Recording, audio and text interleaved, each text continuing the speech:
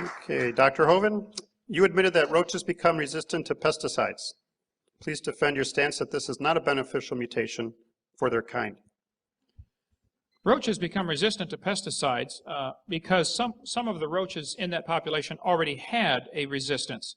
When they dug up some of the guys that tried to find the Northwest Passage, we can shut it down, I don't have a slide ready for this.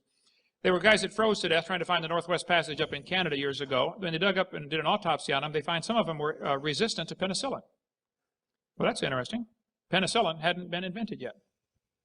See, there are some people that already have a resistance to certain things in their system. So let's say you got 1,000 roaches and 5 of them have a resistance to a certain pesticide because of whatever reason. Okay, you put that pesticide down, it kills all but those 5.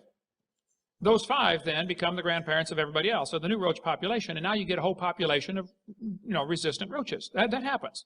It is still a roach. It is only something already in the gene code that was selected. You selected for that particular thing to survive. In this case, artificial selection instead of natural selection. That is not a process that's adding information, and it's not a process that's going to turn a rock to a human. In 20 bazillion years, it's not going to happen. Okay, well, I'm not a big expert on cockroaches, although I like the hammer part.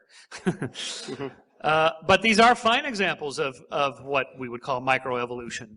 The question is, how do we go from microevolution to macroevolution? One of the difficulties almost everybody has with this concept is that we evolved to consider ourselves in terms of time frames of years or decades.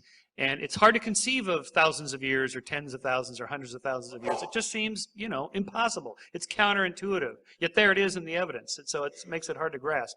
We see the changes. We see the dogs changing in the course of 15,000 years, humans in the course of 150,000 years with all the variety we have today. There it is. It's in the genes. It's in the fossils.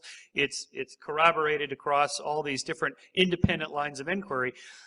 It's the power of genetic variation and selection, which is a bottom-up designer. Okay.